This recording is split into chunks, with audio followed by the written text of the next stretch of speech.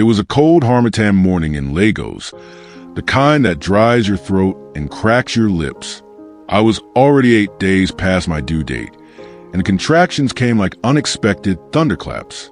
Sharp, deep.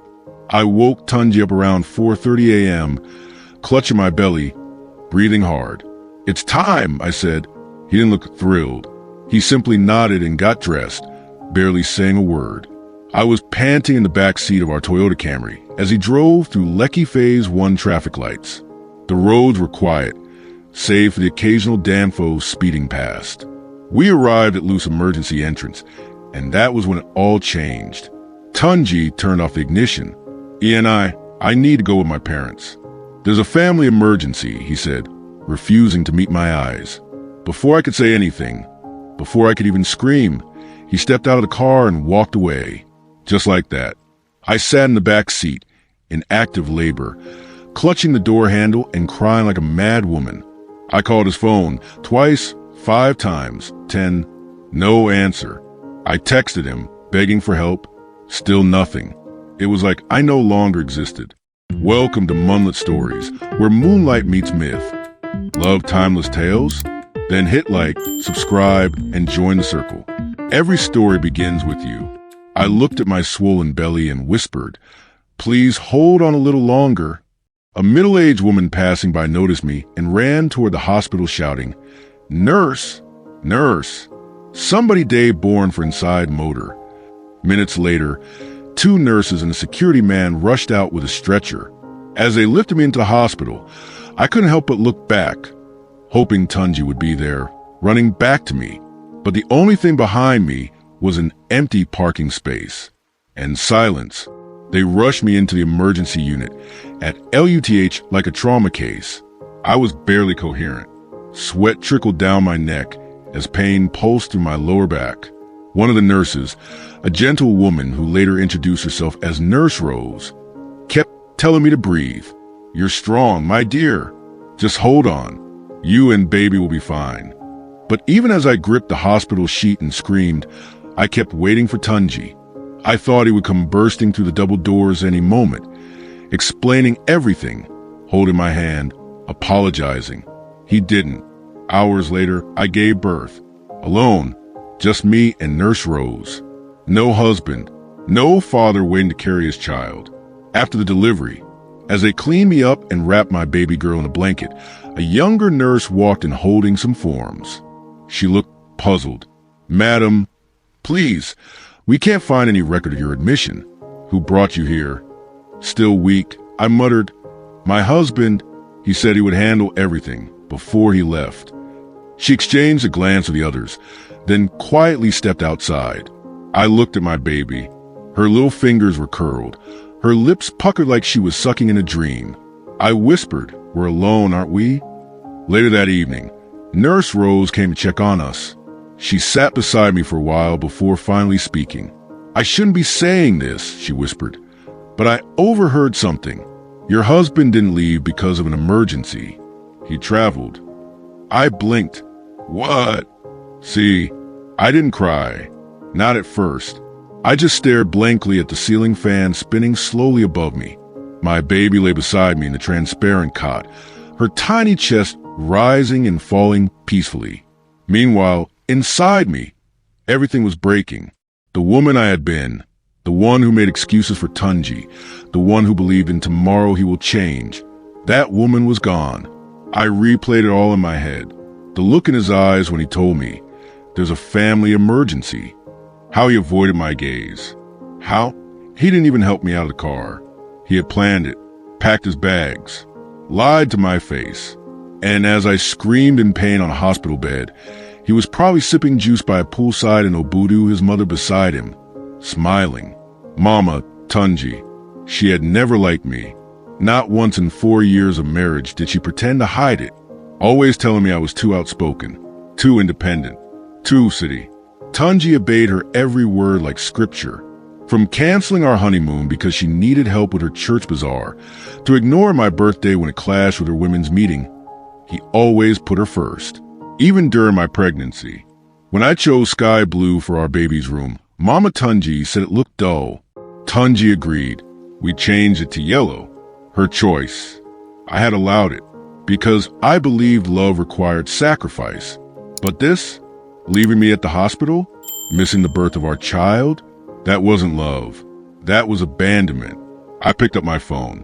No missed calls. No new texts. Nothing. I took a deep breath and whispered, "You don't get to decide who I become after this." And that night, I decided to become free. The next morning, I was filling out some forms when a nurse tapped gently on the door. She smiled warmly and said, "We need the father's signature to register your daughter's name. Has he arrived yet?"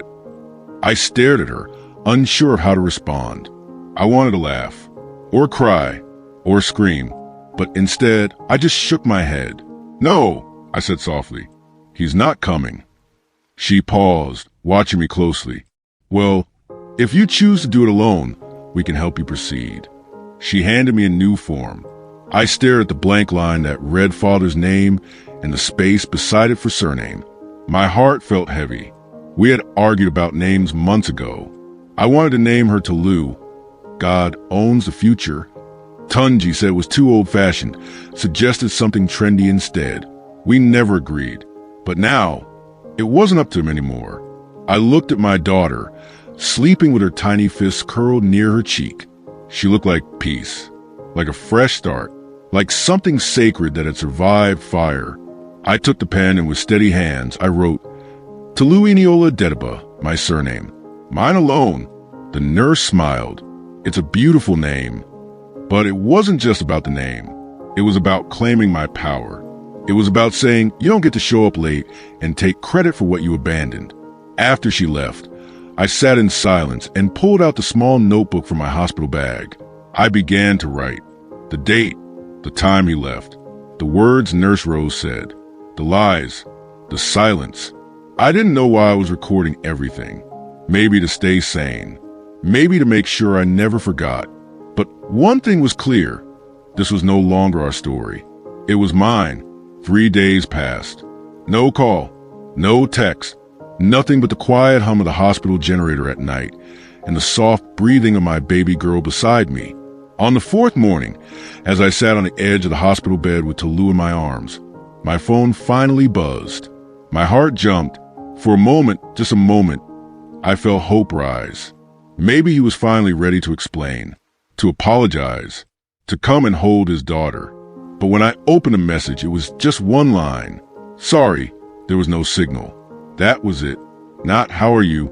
Not is the baby okay? Just a bland, emotionless excuse. No signal? In Obudu? The same Obudu with luxury resorts and Wi-Fi? The same trip his mother gleefully posted about on Facebook?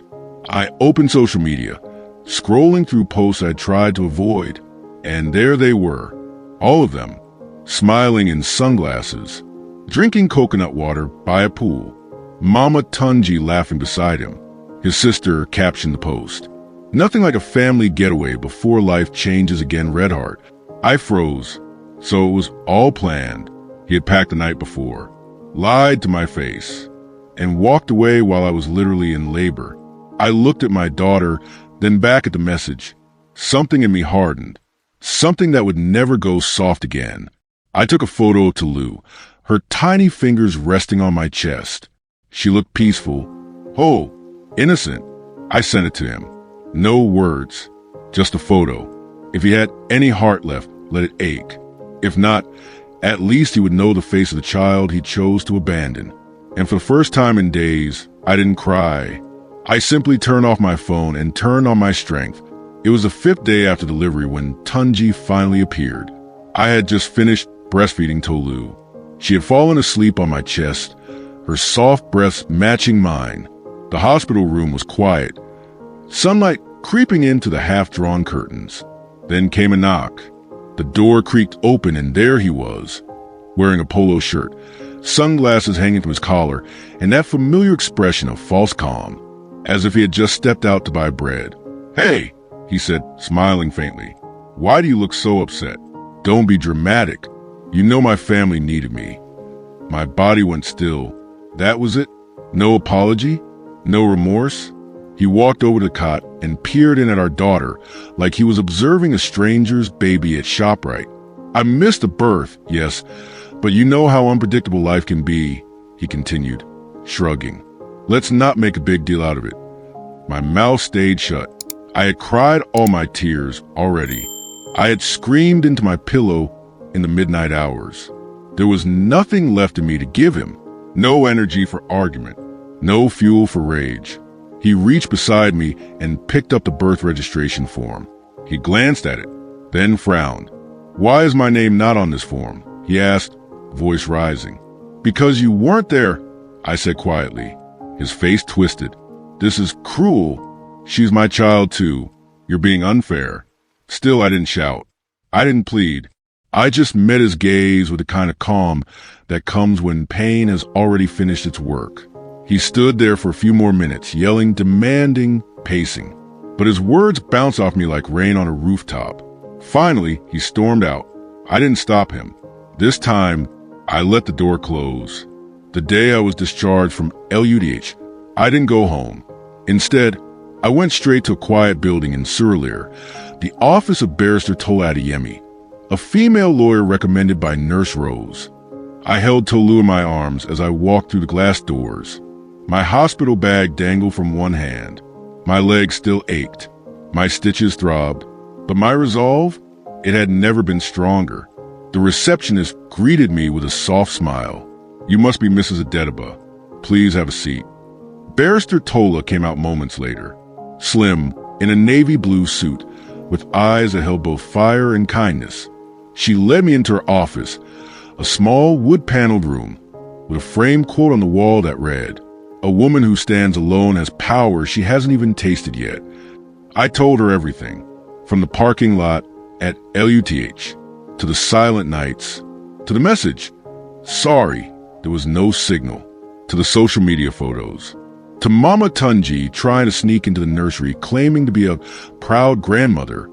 Without my permission, Barrister Tola didn't interrupt.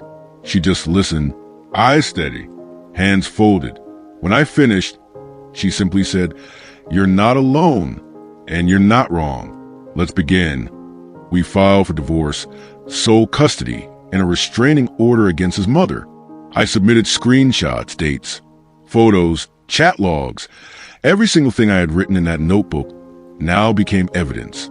I didn't cry, because this wasn't grief. It was action. For the first time in weeks, I felt seen, not just as a mother, but as a woman reclaiming her dignity. I wasn't just protecting my daughter anymore. I was protecting the woman raising her. They requested a meeting. Tanji's parents claimed it was time to talk like adults. They said they wanted peace, that families shouldn't be torn apart because of emotions. But I knew better. They weren't seeking peace. They were trying to control the narrative. Again, still I agreed, but not alone. I arrived at the quiet law office in Yaba with Barrister Tola by my side. She wore a calm confidence that made me feel like I had already won, even before stepping into the conference room. Inside, there were already seated Mama Tanji, regal in her gold lace and heavy perfume, Baba Tanji, leaning on his walking stick, and Tanji himself, arms folded like a schoolboy caught cheating in class. They were surprised to see my lawyer, but I was done showing up unarmed. They began with small talk, fake smiles and empty pleasantries. I said nothing. I wasn't here for laughs. Then Mama Tanji spoke. "In Iola, you've always been sensitive. All new mothers cry. That doesn't mean you should destroy your marriage." She turned to Barrister Tola. "You see, young girls today don't understand how to endure. My son was just helping us during our family trip." I pulled out my phone. I opened the message. Sorry there was no signal. Then I swiped to the photo of him in Obudu, lounging by a pool. The caption, "Nothing like a family getaway before everything changes." I placed the phone on the table. The room went quiet. Barrister Tola slid a folder across the table.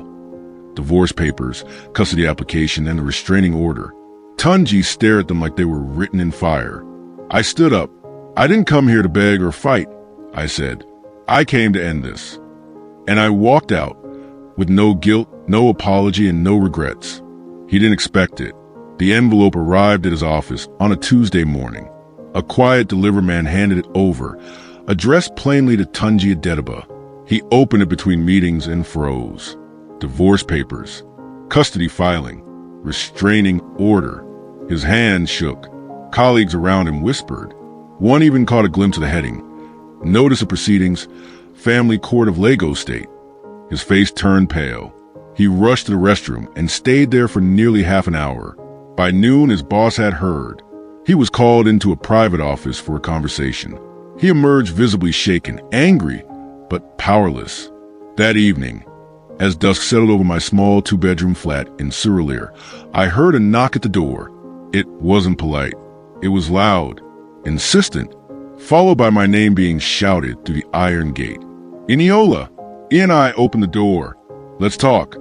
I stood in the living room, rocking Tolu gently. She was calm, eyes fluttering in sleep. The commotion didn't faze her. She was used to peace now. He knocked again. Harder. I didn't mean to hurt you. You're punishing me. We can fix this. Still, I didn't move. He began to cry, then shout, then accuse. You're cruel. You're taking my child away from me. I still said nothing. Eventually, his voice cracked. His words grew softer. Then silence. Then retreating footsteps. I walked slowly to the door and turned the new lock I had installed just yesterday. It clicked shut. Inside, the room was warm. Safe. I looked down at my daughter. Her fingers curled around mine. This time, he was the one left outside. And I wasn't going after him. Because now I knew love that abandons you when it's hard isn't love at all. In the quiet days that followed, I began to rebuild not just my life, but myself. I started therapy at a women's center in Acadia. At first, I was quiet in the circle. I listened to other women talk about betrayal, grief, shame. I held my baby as they cried. Then one afternoon I spoke, just a whisper at first. He left me while I was in labor and went on vacation with his mother. The room went still, and then heads nodded. Hands reached out. I wasn't alone anymore.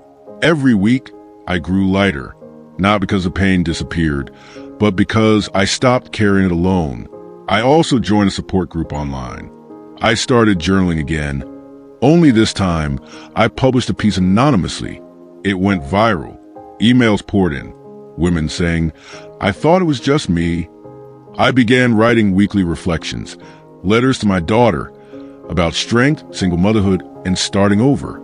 I received invitations to speak at events, appear on radio shows, share my journey. I declined most of them. For now, I just wanted to be a good mother. Tolu was growing fast.